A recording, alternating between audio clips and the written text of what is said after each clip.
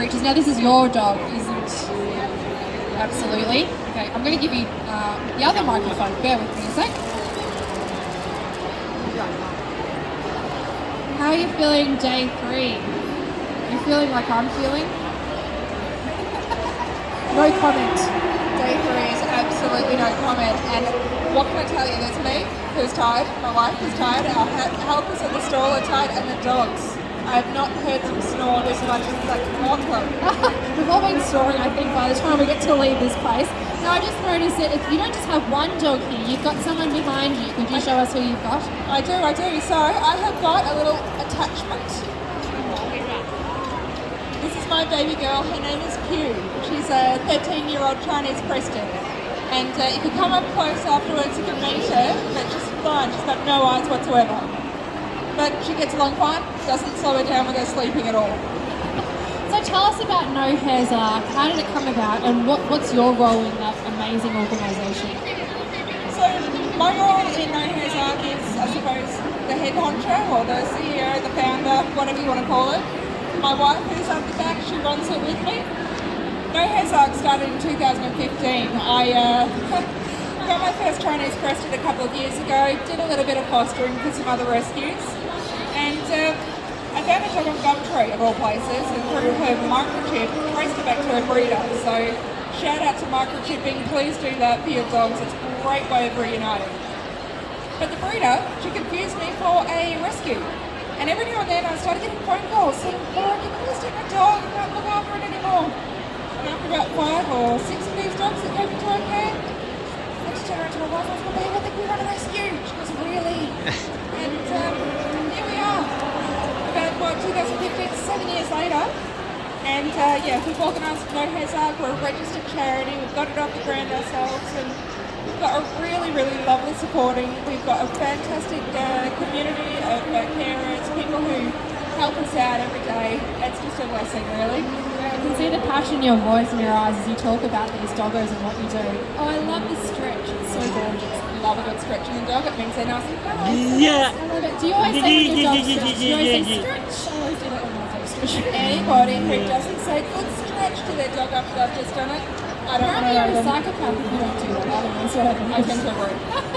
Anyway, tell me, why do you love this breed? What is it about this breed? This is not your ordinary Labrador. Why do you love them?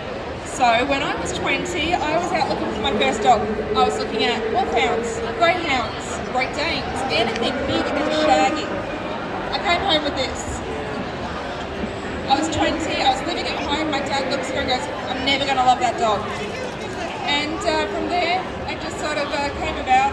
Dad now loves her, he's 70 years old, he gets down on the ground every time, he goes, hello, Pew, I love you. And just gets down and then takes about half an hour to get back up again. But he's fantastic, and there's just something special about them. They're not quite a dog, they're not quite a cat, they're not quite athletic unless you are, but if they're anything like me, they're a bit of a potato. So, I mean, like, I love just looking at them. They're such extraordinary looking dogs, and I don't know much actually about the history of these dogs. Is it stemming from an ancient breed? Because I think about the Mexican hairless dog, the Xolo Xquintly, I think. Xolo Xquintly? Good job. How you pronounce that? I get away by just saying Xolo. The Xolo, the Mexican hairless dog is what I was trying to say. So are they related to them? Are they an ancient breed like the Mexican hairless dog is, or not? Okay, so with the name Chinese Crested, where do you think these guys originate from? Africa. So there's a couple of different theories with these guys, but the way that they have come about is Chinese trading ships. So they originated in Africa, natural hairless mutation, then they were picked up by the Chinese trading ships, and then when they started going around the world, so did these guys. So originally, the nice fine boned ones started off as being pets for the emperors. Really? They stood in their beds, they kept them warm, and let me tell you, my power bill goes down in winter because I just chuck an extra dog in the bed. Is that right? So they're really, really good to cuddle up to. Oh, absolutely. But then in summer, they still feel like they want to attach to you and you have to sort of peel them off. Imagine peeling a Chinese Crested hairless off you. It's absolutely yeah, it's beautiful. So those who are interested in this incredible breed, I mean, they've got such a history behind them and they really are quite unique. What would people be needing to offer a dog like this to make that dog happy? honestly, the perfect home for these guys is just someone who is wanting to be a companion. I find that they mimic their owner. So, if you're a lovely active person and you love going on bushwalks and hikes and everything like that, they'll jump up and do it with you. Although after the hike, when you're sore and you just want to go to bed, they'll be there with you. And do you need to put hot coats on them and things like that during the colder months? Absolutely. So we actually do make coats for them. We make winter coats, summer coats, rashies for the warmer weather and the sun. But we tend to take a bit of care from the inside out. So our diet's a good diet. We do a little bit of grain-free. We do a little bit of fish. We try to avoid red meat, and we just keep them healthy from the inside out, and that shows. This boy, being about 12 months old, he's still got a little bit of teenage acne. I myself never grew out of that, and he's still got it going on at the moment. But as he gets older, it'll calm down a whole lot. So these guys get teenage acne. Is that because they don't have their hair so much and you notice it more, or are they more prone to getting those sorts of conditions? The hairless guys are absolutely prone to it, unfortunately. I must have been a hairless in my past life. I find it's the ones that have a little bit more hair than the hairless. So the trick around his legs is probably the same. But if anyone's ever watched Dr. Pimple Popper, it can be a little bit like that. Oh yes, that's a thing, isn't it? People are sick. Do you watch that? I do. I watch and think, oh, I can't watch, but I have to watch. It's just so intense. Absolutely. Now, can you kind of sort of swing on your side so we can see your great love behind you?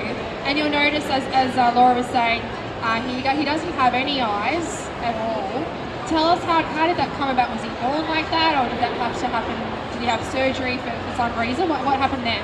So, I mean, with the Chinese crested breed, there are some conditions that they're prone to in regards to their eyes and eye issues, but they can be health tested for it.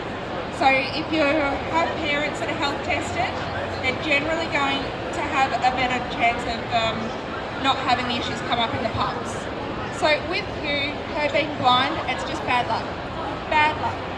She got a condition called dry eye. Her eyes weren't producing tears. So it means that her eye gets nice and dry, and just sometimes you can't save it. We tried, it didn't work. So that was in 2015, and then in 2019 she got glaucoma. So after a couple of pressure spikes, that eye had to come out, and she's so much happier without it. She's even trucked out where the bedroom is. She knows where her food is, she knows where her water is, she knows where the bed is. So not having vision really hasn't impacted negatively on her life because you guys have accommodated for her to make sure she's got a predictable, happy routine and she knows how to exist in your family. Is that right? Absolutely, Yeah. absolutely. She's got it pegged out. She knows what to do. She spends a lot of her time sleeping. Yeah. What 13-year-old wouldn't? Fair enough. Now, do you have any of these dogs available for adoption at all? So at the moment, when No Hair's Ark started, it was because there was 20 to 25 dogs a year needing rehoming. In the grand scheme of rescue, that's not much, but for a breed-specific rescue, it absolutely is. At the current moment, we only have one or two that are looking for homes. One is a Chinese Crested Maltese mix. Right. So just imagine those big bowed legs and no head. Oh, what's their name? His name's Dexter. Dexter. Yeah. Sounds cool. So he's available for adoption. He will be soon. He's just with his foster care at the moment. He's trying to figure out if she's fallen in love with him or not. Okay, that often happens with foster carers and there's nothing Foster wrong with that. fails. There's nothing wrong with a foster fail. And those who are interested in the breed, want to know more about the breed, more about adopting, fostering, or about dogs coming up for adoption, how can they find you and how do they apply? Okay. So the cool thing is, being the only breed-specific rescue in Australia for the breed, if you look up Chinese Crested Rescue, first thing you'll see is us. Otherwise, if you've got a thing for puns, our rescue name is No Hair's Ark, and we care for the bald and the beautiful. We care for the bald and the beautiful. And then, so if they reach out to you, then you'll get back to them, hopefully if they're suitable, and then it go from there. Yeah, absolutely. So if you are interested in adopting a Chinese Crested from us, there's a questionnaire. We'll ask you a couple of questions about you, your lifestyle, what sort of pets you have, what sort of family you offer for the dog. And then from there, we will have a bit of a chat to you. We'll talk to your vet or any references that you might need. And from there, it's really just making sure that you're going to be a great match for the dog. so thorough and so passionate. I think it's amazing what you guys do. Now you've got your No Hairs Arc stand over there, and there's about an hour or two left of the show. Have you still got some merch left for people to buy? Okay, so those of you who've got dogs at home, we do have some jackets for them. It's summer coming up. We've got some beds, slings, if you're the type of person that likes to carry around your dog's legs fashion. We've got them as well. And where does all that money go for people who are buying all your merchandise? Where does that cash go? That money just goes straight back to the rescue. It allows us to keep taking dogs into our care, and it allows us to get all their vet work done. We make sure that every dog that leaves our care is current with their vaccinations, the microchipping. They get the heartworm injection as well that lasts for 12 months. Anything that they need, we make sure that it's done before they go. Amazing. 3 days work. You are incredible. And I just can't help but look at this beautiful little guy behind you. Do you think, what was his name again? Sorry, her name's Pew. Her name is Pew. Would Pew be okay for people to come up and just sort of say hello to her and get a bit more information about her? Absolutely. We try and make sure that... Has anyone ever touched a Chinese crested hairless before? It's extraordinary. I hadn't done it until yesterday. It's an experience, believe me. They're absolutely amazing. They are a very special kind of dog. Yeah, if you do want to come and pet them, have a couple of questions. We've also got other dogs over there as well. We've got Tutor, we have got Marlin. He didn't look over. So unfortunate. Go and check them out, guys. This is Laura from No Hairs Arc. Please put your hands together for her and her gorgeous doggos. And please do experience what it is like to be tactile with a Chinese crested hairless. They are pretty incredible dogs. Thank you so much, everyone.